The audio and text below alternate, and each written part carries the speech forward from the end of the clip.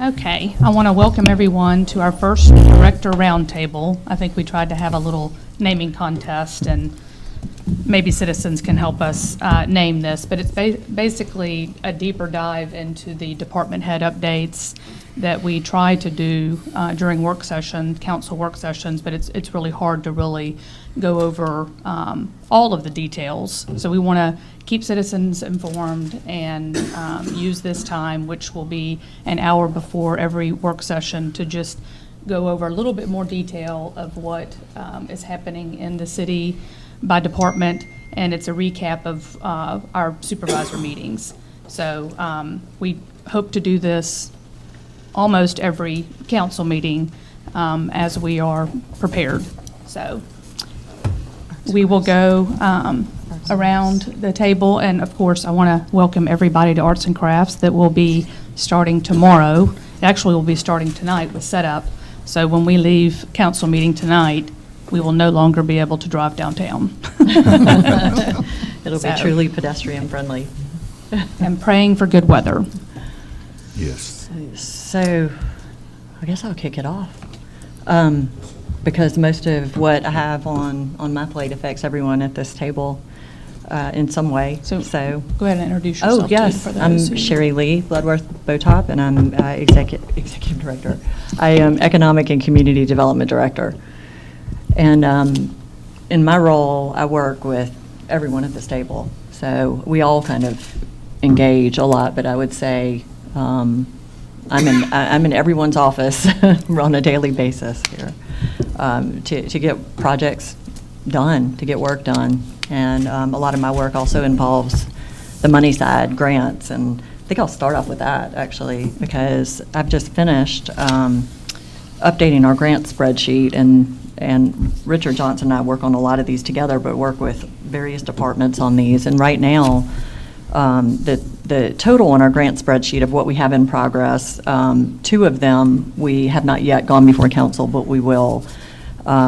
But the total that we have in progress right now is $22 million. And these are projects that the city needs to have done anyway. These are things like sidewalks and studies and things that we have to have in order to accomplish our goals to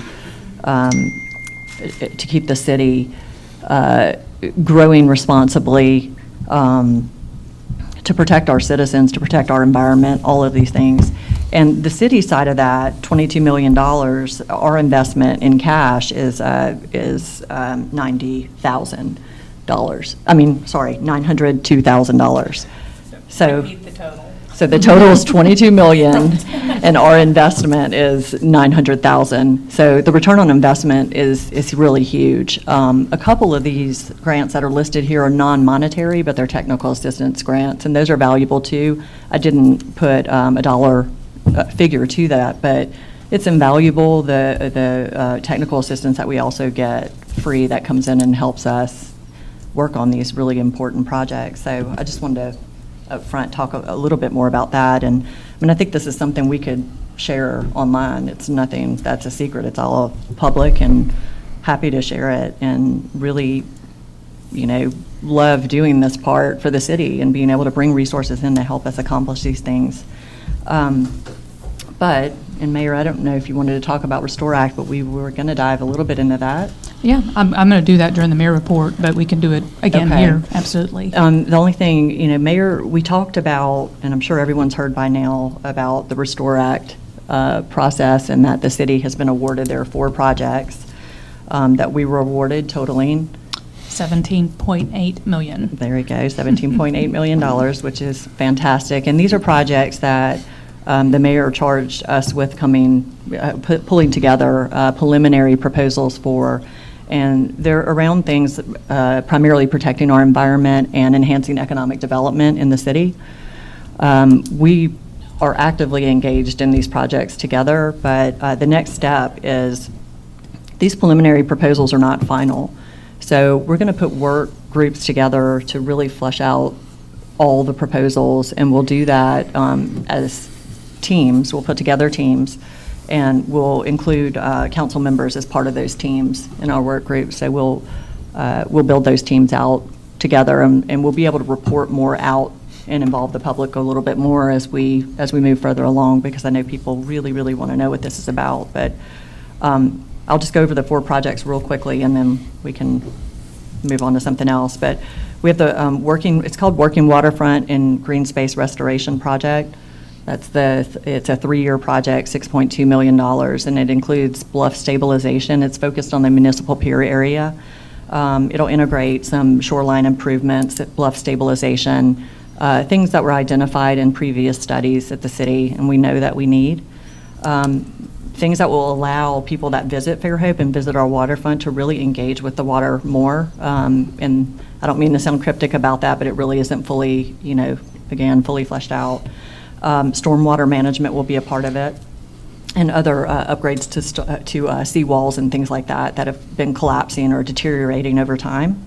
So again, that's $6.2 million. That's free money to us to address things that we need. And I mean, since I've been here, Mayor's been working really hard on that. I've been part of that team, just supporting her as a voting member of that council.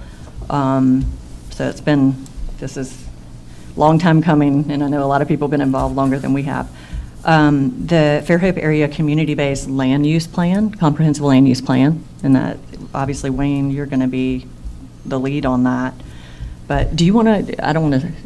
Yeah, sure. Fairhope has had a comprehensive plan for many years. In 2001, Fairhope developed a sort of a village concept comprehensive plan where certain major intersections were designated as village centers. Also downtown was sort of the community center, the cultural center of the city. And we plan on, with this plan, build upon that original concept, fleshed out a little more, but also integrate into that utilities, and utility planning is a big factor in land use planning. If you don't have the proper utilities, you obviously can't develop the property in those areas that see more of an intense development. So that'll be a big part of it, working with Richard and his people to ensure that that this land use plan takes into consideration utilities and also environmental features of the property. Areas that are that can sustain development, a higher level of development. We want to try to maximize areas that are environmentally sensitive. Obviously, we want to stay away from those. And so this plan will allow us to look at that and do that. It will have a huge community engagement portion of it. Obviously, it's very important that whatever plan is developed, the community it has buy-in into it, and they want to have their input. The public, also the development community is important as well. Also, we want to include other infrastructure such as roadways. That's a big factor. Again, to support development, you have to have appropriate levels of capacity on the highways and streets, and that's another big part of that. But we're very excited about it. It's going to be probably one of the leading plans, I would say, that will include a lot of different factors, and we're excited about it. It will have updates in it. Typically, you see plans that are prepared but never updated. And obviously, things change every 5 or 6 years. I would recommend that we provide a mechanism inside this plan that it will be updated, and updated projections as far as population and things of that nature. So it always has life in it. But it's going to be all-inclusive. It's going to include form-based codes for areas we've been talking about. It's just going to be, I think, a really fully fleshed out plan, land use plan, but also including utilities and other infrastructures for the next 20 to 25 years in Fairhope. So we have a good blueprint to move forward on, well past our tenure probably here. And so I think it's we're going to try to get the leading professionals in the fields to help us with this, and I think it'll be a well-received and well-respected plan. And it'll look at our watersheds too as part of it. And stormwater. That's exactly it. Watershed planning is big, and that goes into the infrastructure we're talking about. Mm-hmm. I mean, not only do we have utilities and roadways, but Richard, I'm sure can allude to this. You have drainage infrastructure that's extremely important as well. To make sure that, because all development produces runoff, it's just how it is.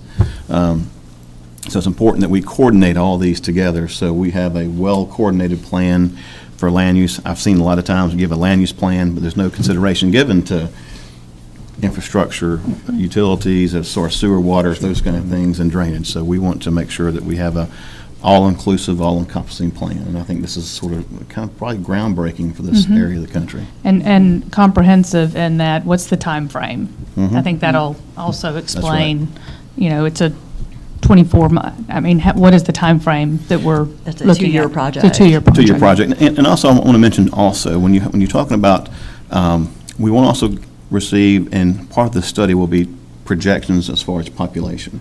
Now, obviously, they're all just projections. We don't know exactly how many people would be here, but we need to try to, at least to the best of our ability, anticipate what we're dealing with over the next 20 to 25 years, and ensure that our growth is consistent with that, and that we are trying to accommodate for that. And that helps a number of ways. It helps for utilities and all the other things, but also, the schools are constantly struggling to try to keep up with growth. And if we can sort of help tie that together and at least give them information so they have some idea or some, head start on looking at potential increases in student population. Because when you do have a development, we know through statistics and working with the school board, they have projections that they do. Now, those are short-term projections. Those are 1 or 2 year impacts. Once the house is built, you'll have students there.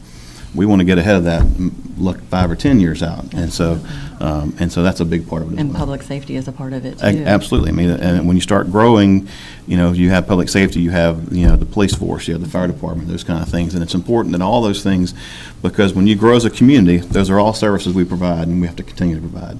And I know we all want to provide the highest level of services that we can, so it's very important that, again, we do this in a coordinated fashion. And so that's why I think this plan, it goes well beyond just planning and zoning. It's a much broader focus plan. Absolutely. And then the last two, and I know, Mayor, the last one, I would love for you to throw your way because this was your idea, and I think it's a great one. The Fairhope sewer upgrade, Phase 1, Richard, that's really in your...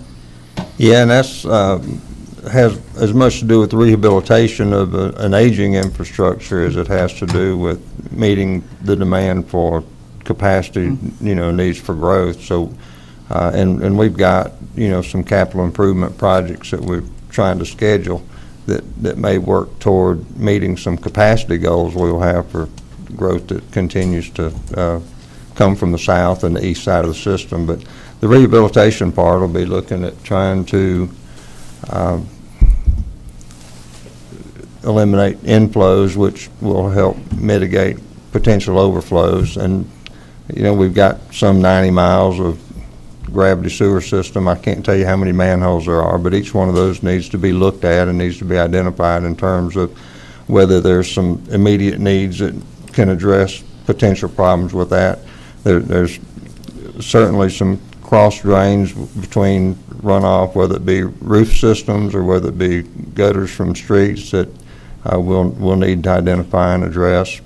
Richard, when you say cross, so we have drainage that is tying into the sewer system. Yes. And so we're getting rainwater into the sewer system, but through gutters and so forth. Well, we believe that's the case, and we believe some of it's from some failed stormwater systems that are next to failed wastewater systems, and when both of them get full, the wastewater system may take as much from the stormwater system as the stormwater is given to the waste. But anyway, we need to fix both of them. Right. And so we're going to be working on those projects. The aging infrastructure also includes electrical and mechanical equipment, so we're going to be looking at some of the lift stations that have, showed signs of deterioration that we need to renovate and fix. And one of them is at the end of Fells on Mobile Street. That's just one of the initial projects we're looking to accomplish in this first phase of these improvements. But it'll be a good thing to be able to work in a pretty good aggressive fashion to identify and look at how to repair some of these And that's inflow $10 million. problems. And I do want to make one thing clear too now. The overflows that we have experienced, you hear a lot of people thinking that a lot of it's just from the growth. Well, the reality is that the major problem we have in the Middle Street area is a confined watershed that's strictly an old sewer system, and it has no growth, funnels into that system. So, and we put a lot of work into trying to address some of that, and we'll continue to do that along the way. And, as we flesh out these details about, what qualifies and what doesn't, we'll be able to more easily identify exactly what we can do with those resources from the BP fund. And that's the Tatumville Gully watershed, right? That Yes. whole Middle Street area, which, Richard, we're working on another grant project there that is a fully funded project to model stormwater in that same watershed. So these complement each other, and the study that's being done now will also help, I'm sure, with this project. Right, and the rehabilitation effort is an ongoing effort. I mean, we need to go through and address the big problems now, but, with everything, if you don't pay attention to the detail and maintain the issues as they come along, the rest of the system continues to age, and as it ages, it finds places for, inflows to occur, and we always need to be looking at those, and improving our SCADA system will help do that. We'll, be able to identify lift stations that take on extra water during rain events, and we'll be able to look in those basins and find where that flow's coming from before it gets to the point that we can't handle it. So that's part of the ongoing process once you get this initial effort accomplished. So that's exciting, and it's a big concern that we all hear a lot. And then the last one is, and then we'll move on to, What I want to mention first is we have two different buckets that the voting council was able to address. And bucket one came first, and that was the deadline that was kind of done very quickly. And then when bucket three deadline came about, the 25% infrastructure cap had been waived when if you were able to get the proposal to address clean water. So, knowing that that was a change in the, proposal, I was, wanted to try to get the voting council to let's make this available then for more proposals, and to look at some of the sewer projects that were already entered that were not approved for bucket one because of the infrastructure. And luckily, they all agreed, and we had about a month's time to put this together, and we put in this sewer project, which we were awarded $10 million. But also, when you start thinking about clean water, we're going to fix our problems in Fairhope. We have to. We're going to make it a priority. But Mobile Bay is a big, huge body of water. And I talked to Richard, and I said, what can we put together that would address at least our half of the bay as maybe even a model for what, everybody can do on Mobile Bay. And I don't know that fix exists yet, but we did put together a proposal where we're going to, go out and really get RFPs that come up with innovative ideas that handle overflow into Mobile Bay, which is a low-hanging fruit. And like I said, I'm not sure if it exists currently, but we are going to make this something that we're going to address for the whole Eastern Shore. So it's $1 million study. And after this, I have spoke with Governor Ivey and Congressman Byrne and others, and I do feel everybody's on board with saving our bay and making this a real reality. This is the time to do it, and a great opportunity with these funds. So this plan will be multi-jurisdictional. It is. Yes. And I think it was the only project actually in the portal that was included. The other cities. And Daphne and Spanish Fort didn't have voting members at the table, so I think it was really a great way of putting a project together that is multi-jurisdictional to work on this issue together. Yep. And we'll mention this again, but all of these funds are non-matching. So, and it's going to be a real gift to our community. We're going to be very prudent and on top of every proposal to make sure that we get the most bang for our buck. I mean, our environment paid deeply for these funds, and we know that. I've read some comments where people are being just, hearkening back to when the oil spill happened. I mean, we don't forget that. That's the reason that these funds exist, and we have a responsibility to make sure that we use them to make things right again as best we can. But you have other stuff on your plate. What? Yes, Mayor, we've got a lot of things going on in Public Works and throughout the city that are Public Works is involved in. Probably the most exciting thing that Sherry Lee alluded to, sometimes we pursue grants and sometimes grants show up at your door.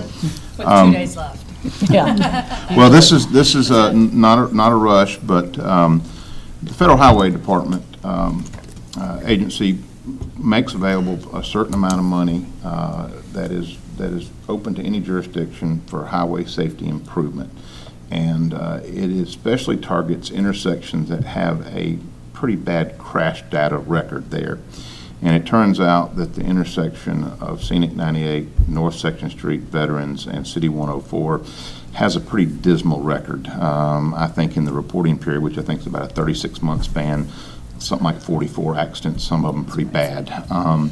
And so they have said that we would qualify for a 90% grant for a roundabout at that location.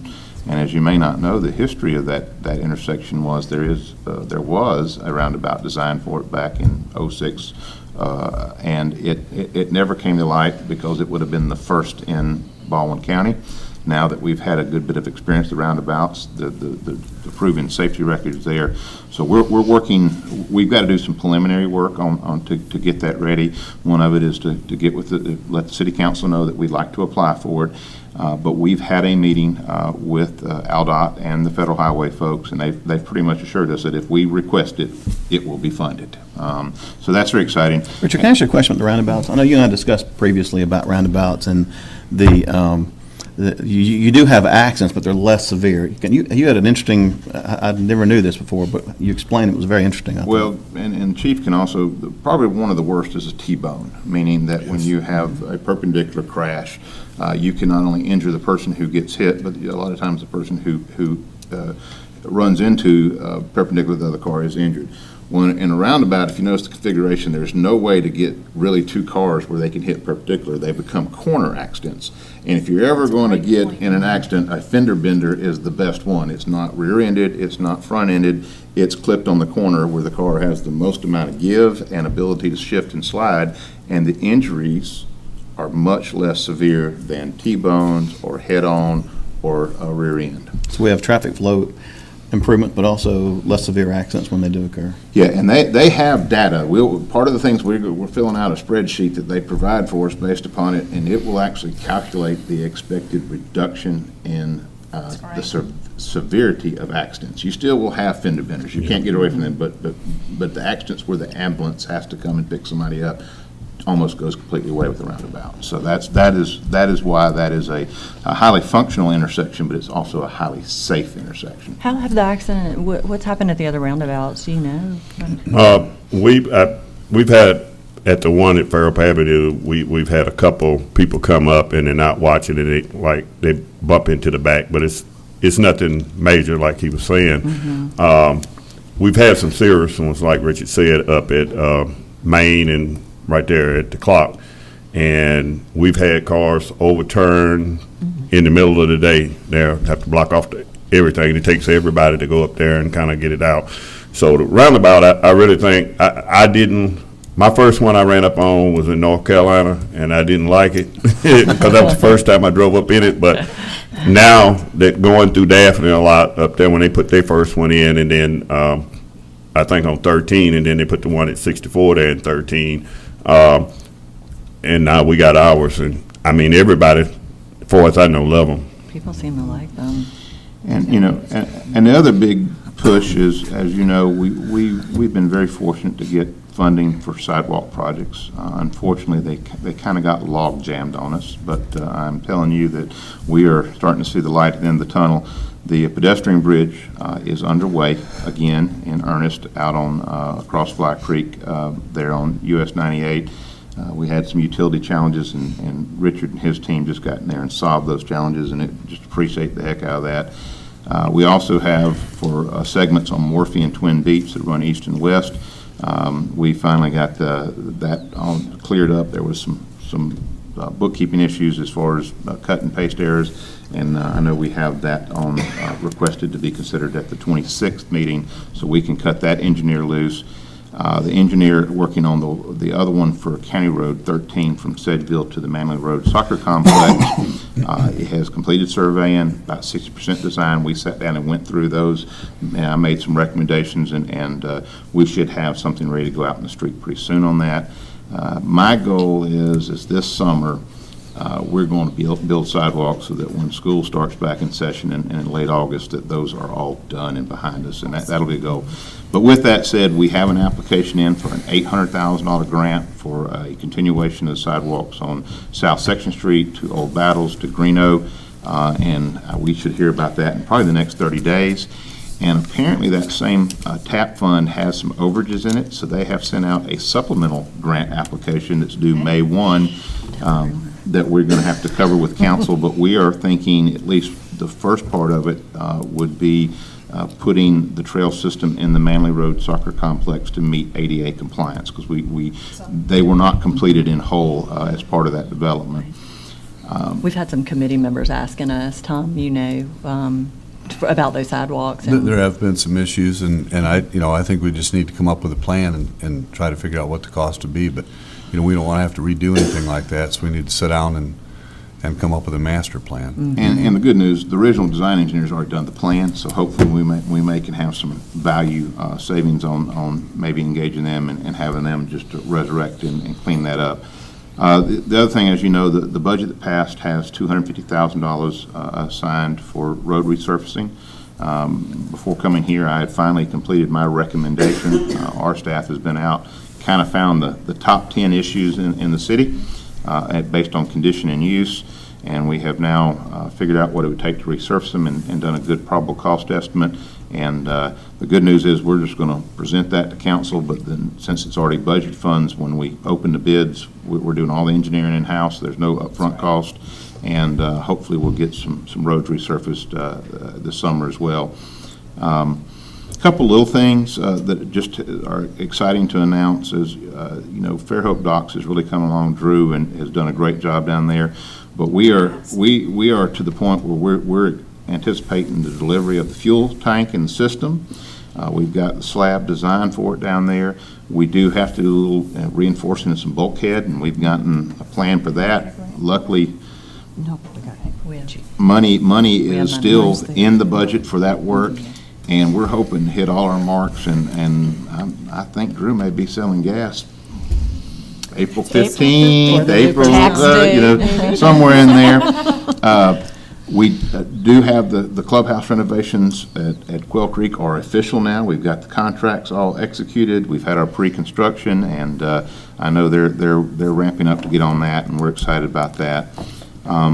Just as a little thing, we participate with you in little walkabouts, and one of the first was on North Beach in the municipal pier, and there was a few issues. One was, why do we store the garbage right there at the entrance of the pier? We are almost complete with the new enclosed dumpster container on the east side of the property, and I think that's going to not only make the aesthetic of going to the municipal pier better. We've replaced the fence down there. It's a vinyl coated black. It looks much better. And we're just slowly but surely starting to knock off those things that as we walked about, to point out that were areas that we can improve and do better. So about the bike with the rotten tires, is that going to stay? I think the bikes are gone. Is that I okay? think the bikes are gone. And Antiques. one little note that really is not public works, but it affects us all. We talk a lot about Munis this and Munis that. Our IT manager, Jeff, trained Arthur and I on the Munis HR system the other day, and Arthur and I have successfully gone back and recreated what Jeff taught us, and we have reviewed applications online now, and we have done the different processes it requires, and I'm proud to say that it's so easy even a public works director can do it. So, That is amazing. But just the ability to not have to come and ask Leslie to let us see the applications. Absolutely. Then make copies and do all the things now that's We're in the all- 21st century. It's It's good. wonderful. And then the last exciting thing that's not necessarily public works, but you tasked Richard and myself and the treasurer with the job of interviewing purchasing managers. We went through that process. We had some great candidates. We narrowed down on one, and we got with you and got your blessings, and the job offer got offered, and she starts on Monday morning, the 19th. And we're so excited. Her name is Jillian Saffel, as you know. She has a background in accounting, finance, and she's been in procurement for Ingalls Shipbuilding for the last 7 years, I think it was. I think so. And we're just, I don't know who's more excited, Mike Henson, Richard Peterson, or myself, but I think we're it's me. excited to have her here. I think it is me. And I think that one of the things that you've challenged us with is going through the process of how can we make our procurement not only compliant but efficient, and I think she's going to be the first key to making that a reality. Great. Thank you. I forgot to mention that Facebook, city Facebook page, people can comment and ask us questions. We'll try to keep up with that. See, we got a little flower clock roundabout love already on here. We were going to which is call the kinda meeting, nice. What's in bloom? Yeah. Or what's blooming in the blooming city, in or Fairhope. anyway. Yeah, there's a lot. We'll take suggestions. We'll see what people come up with. We have creative people. All right, and the planning department's been very busy. Of course, we have our meetings there on our own Facebook and YouTube and so forth. But in planning, it's very difficult at times because it gets very busy, and also you're dealing with a lot of different issues and development and property rights and those kind of things. But I want to compliment our staff. We've got a great staff. Kim Burmeister, code enforcement, she handles a lot of the compliance issues as well as monitoring the sedimentation from sites that are potentially leaving sites, and she follows up on that. When it rains, she's out checking these sites, making sure they're compliant. Also, David Powell in GIS does a good job for us. Nancy Milford, one of our planners. Emily Boyette, our administrative staff, does a great job. She handles a lot of the applications as they come in and gets the meetings advertised and scheduled. Beaver King, one of our planners, does a good job for us as well. And also Eric Cortinez with the building department, his whole staff, we work very closely with them. Of course, planning and building have a lot of interaction, and they're always very good to work with, and I'm very appreciative of all of them and all they do to help us succeed from the standpoint of planning and making sure we get things done that are compliant. We take very great care to make sure that all the rules are being followed. It's being applied to everyone evenly, and we're doing things as quickly as we can, and we're trying to, produce the best result we can for new development in the city of Fairhope. So that's our goal. We strive for that. We want to, be the best that we can be. We have a program right now where every quarter we give an hour or two a week for a staff person to pick a topic that they enjoy that's planning related to dive a little deeper in and get a little more knowledge. So we give them 2 hours a week to set aside some of your routine planning things to become educated on some other facet of planning that they may enjoy. So, and that's always something good to bring back new information and new ideas. It may be reading a book or watching some videos or so forth that are, again, planning related, but also may not be their primary task. We're excited about that. I think we have presentations. We're going to make those in April to everybody at this table, I believe. So it'll be exciting to see what they come up with. Last night we had a very good community engagement meeting.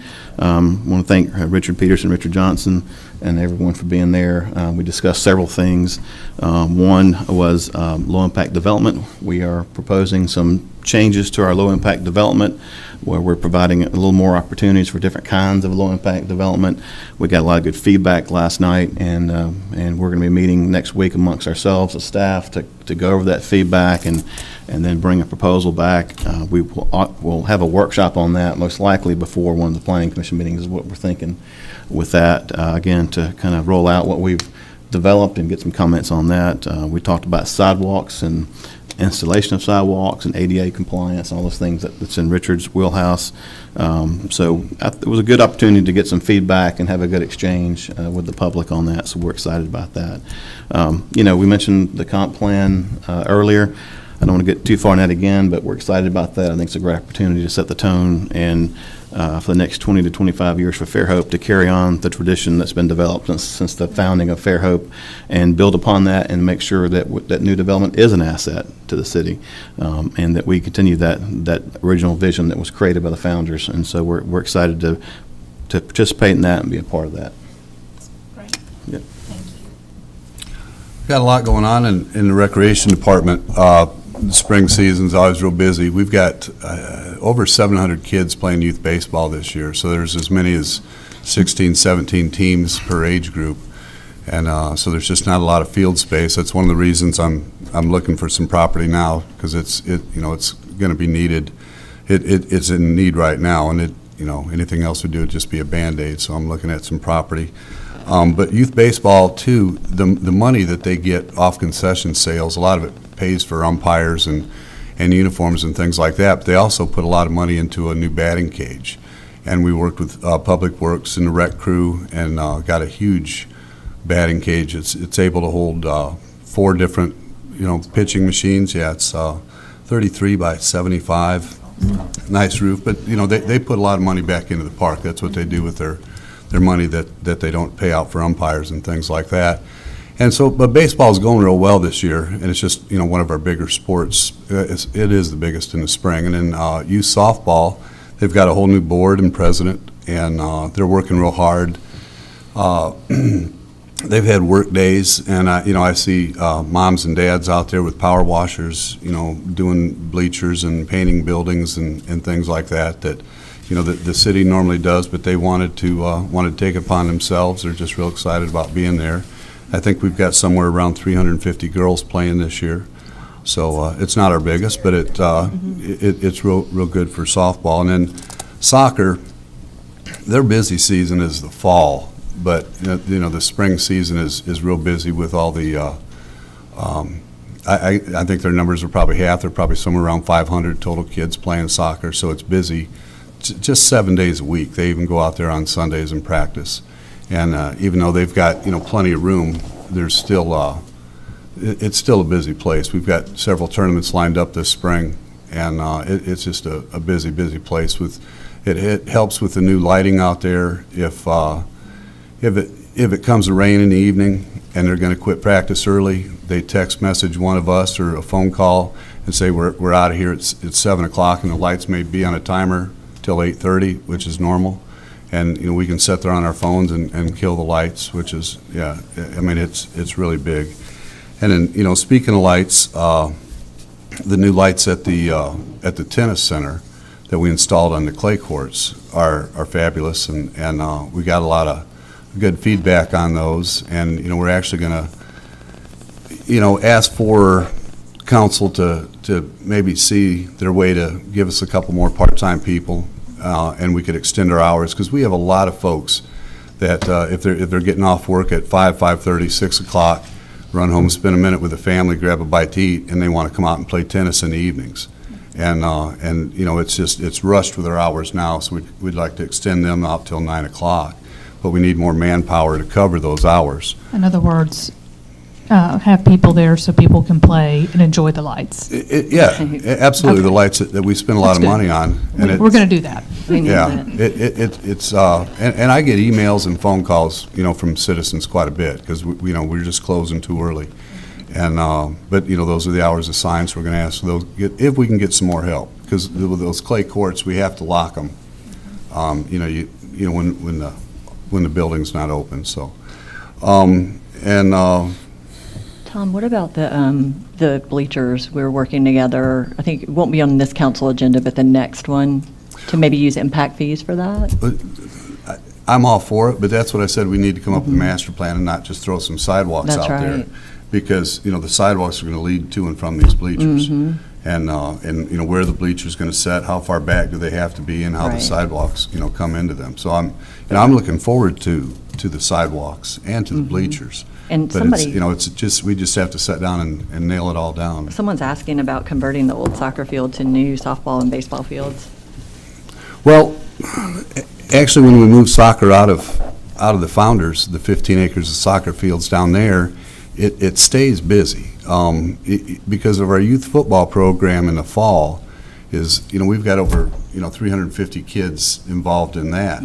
And they haven't really had the practice space. They've got their 2 playing fields down in Barnwell, but so we utilize that for practice space. We also took on a new league last fall, flag football, which is real popular nowadays. And it, it's grown over the last 2 years, and I expect it to continue to grow. So it's down there in those 15 acres. Well, that's good to know. And if I think if you tried to develop it, there's just not enough room for parking. The big thing when you build a park is you got to have a place for everybody to park so it's comfortable and safe. Mm-hmm. And I just think if we tried to put some ball fields there, the parking would have to be expanded, so you'd have to move into where the soccer fields are now, and then you'd cut down on green space. It sounds like it's being used. It's being used, yeah. Even, I've got high school soccer teams that practice down there. Middle school plays down there. Mm-hmm. They practice and play down there. Middle school soccer in the spring. So it's used pretty heavily. And that park is wide open all the time. If you want to go out there, we have a little more fencing around our new soccer complex. And there at Founders, it's open 24 hours a day. So you can walk down there on a Saturday evening and play some soccer with your kids, or it's always open. Nice green space. Green space. And then, like the marina, like Richard said, things are going real well down there. Drew's doing a great job. I think it's a big asset to the city to have that. And it's brand new to us. We've made some improvements, and we're going to continue to move forward. And the fuel dock is going to be one of those things. That's going to bring more people in there to recognize and get a little more activity down there. And then out there at Quail Creek Golf Course, things are doing very well. The greens are in great shape, I'm told. And, they look nice, but as not a player. We'll find out when it's beef. It's coming out. I will tell you, we had the opportunity to go out there the other day and look at the greens, and they were very smooth and very fast. I'm impressed, very nice. We had, Good job this year. last week, we had a professor and a couple of associates down from Auburn University to take some soil samples and look around and see if they had any recommendations on things that, ways we could improve. But Jeff Williams is doing a good job out there, and our new golf pro, Jeffrey Marks, is doing outstanding and growing the business, and looking Richard's forward to looking the at clubhouse stormwater being there. repaired, so. Yeah, and stormwater's being looked at there. I know it's a huge concern. It is. I talked to some people that live in Quail Creek last week about that, but There it are is some something. concerns out there. Mhm. That's all I have. That's great. Thank you so Thank you. Well, I will say there's something about the fairways that I just cannot hit an iron off of it. Can you do anything about that? We'll work on it, Richard. Thank you, I'd appreciate it. One thing Tom did mention, we're working with the local architect, David Lindsay, on the soffit of the rec center building that houses the indoor swimming pool, and we hope to have some plans together and get bids from that, and by sometime 1st of April, we hope to have those plans out for bids. So that's a project that has dragged on for one reason or another, and we just need to get it fixed. I mean, the shape of the soffit now is deteriorating, and we need to work on it. So we're working on that. We had a kickoff meeting this morning with the engineer for the electric substation improvements. We revisited each substation to make sure everything we're trying to do is still appropriate, and of course, the first thing we need to do is get the property for what will be the replacement of the Nichols Avenue and Church Street substation. We're going to take those two substations that are on fairly small sites and move those to a site we're looking further south on Young Street, and we have contacted the property owners that we're looking for the site to utilize for, and I'm going to reach back out to those people and find out what we can do to get an appraisal and get that moving. But and in the wake of the Financial Advisory Committee meeting, I've also asked him to give us a projection of cost over time so that we can share that with the Financial Advisory Board and look for how funding of that project will take place. And he's going to look at different options on when we order these substation transformers, which is one of the bigger ticket items to the project, what options we may have to either defer spending or to put in money up front so that we save money in the long run based on, the interest that they will have to absorb if they have these materials, at their own expense available to create these substations, or these transformers. So we're looking at that, and that's looking pretty good. And we're also asking that consultant to look at the marina electrical work so that we can get that done. As y'all know, the where the slips are behind Shucks. Hurricane Nate damaged all of that electrical system, so these boats can plug into that electrical system. And the system that was out there wasn't quite up to code, so we're trying to get that code compliant. And hopefully, and he and Joe are working on that this afternoon, so we should be able to get prices for that shortly. And I know there's some anxious boaters out there that would like to be able to have their boat plugged into power, especially as it gets hotter. On the water system, we're looking to have the groundwater level monitoring plan established. I talked to Dan O'Donnell this afternoon, and of course he's given us a proposal, and I mentioned it during the last council meeting when I went through the capital improvement plan that we have, and hopefully, I mean, I don't know if it'll come up tonight, but hopefully at the next council meeting we'll be able to move forward on that. And the purpose of that is so that we can identify the ultimate capacity of these well fields that we have property on. So when we design the water transmission system to carry that water out into the distribution system, it'll be sized properly. And we won't be looking at having to upgrade that down the road when we add the next well. So we think this is a good proactive measure to make sure what we do improvement-wise will serve us for, for the duration of the life of that well field. And we've got, I tried to make a few notes, but my writing, I can't hit an iron off a fairway, nor can I read my own writing, so I'm hey, trying Richard. to be patient with. We only have just a few minutes left. Is there anything you want to touch on before we get to Chief? Okay, well, I will say that we've got 2 RFQs out. We've got the RFQ out for the sewer improvement projects, and what we look to do with that is have consultants respond to that, and then we'll try to put together a list of where the consultants' strengths are and where, what their availability is. We're going to try to use local consultants for the most part and award contracts based on specific projects. So we'll be doing that. We also have an RFQ out for consultants that are involved with cast iron gas main replacement. Some of these infrastructure projects we'll be dealing with on the sewer. We'll be not only working with stormwater issues, but we'll be working with other infrastructure that may be rehabilitation work, or it may be cast iron gas replacement.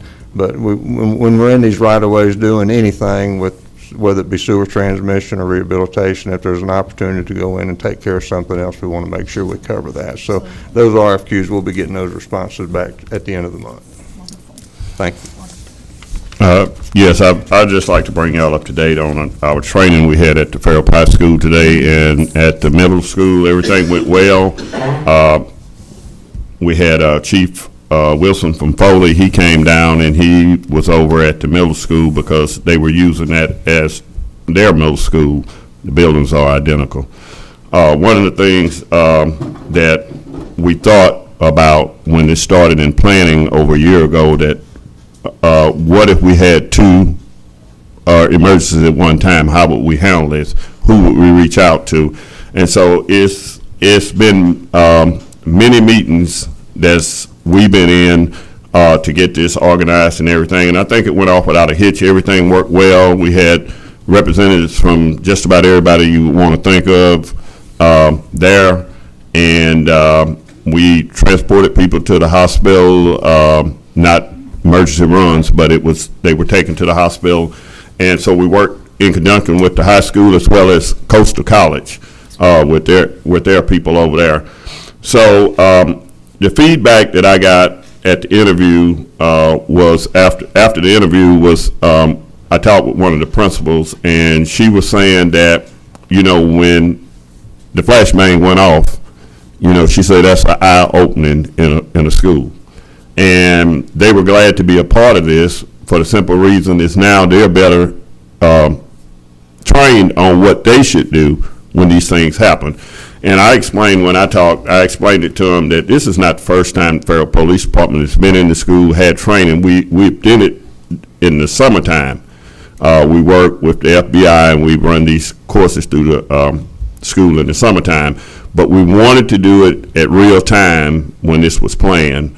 And so And also, we wanted to be able to work with other people because we would have to call on other people if you had an emergency like that.